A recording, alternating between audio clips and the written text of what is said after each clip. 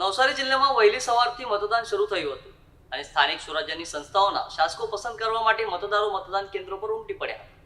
ત્યારે ગુજરાત સરકારના આદિજાતિ કલ્યાણ મંત્રી અને ગણદેવીના ધારાસભ્ય નરેશભાઈ પટેલે સમરોલી ગામની પ્રાથમિક શાળામાં આવેલ મતદાન કેન્દ્ર પર પોતાના કાર્યકરો સાથે મતદાન કર્યું હતું। નરેશભાઈ પટેલે ગ્રામ્ય વિસ્તારના તાલુકા પંચાયત અને જિલ્લા પંચાયતની બેઠકો પર ભાજપનો ભગવો લહેરાવશે અને એવો આશાવાદ પણ વ્યક્ત કર્યો હતો। ઉલ્લેખનીય છે કે ગણદેવી નગરપાલિકામાં 24 માંથી 22 બેઠકો બિનહરીફ થઈ હતી, જ્યારે ફક્ત 2 બેઠકો ઉપર મતદાન થઈ રહ્યું છે। ગણદેવી તાલુકા પંચાયતમાં ભાજપની 24 માંથી 12 બેઠકો બિનહરીફ થઈ હતી, જેથી 12 બેઠકો ઉપર મતદાન થઈ રહ્યું છે, જ્યારે જિલ્લા પંચાયતની 30 બેઠકોમાંથી 9 બેઠકો બિનહરીફ રહેતા 21 બેઠકો માટે મતદાન થઈ રહ્યું છે। હવે જોવાનું એ રહ્યું છે કે મતદાર કોના ઉપર પસંદગીનો કળશ દોડશે। આજે મેં મારા પોતાના ગામમાં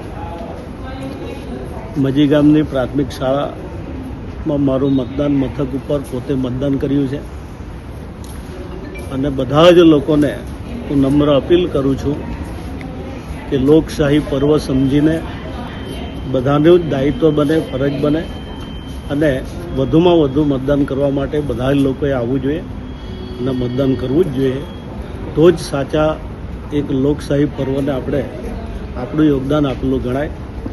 આપણા દેશની ખૂબ મોટી દુનિયામાં ગણના થાય છે।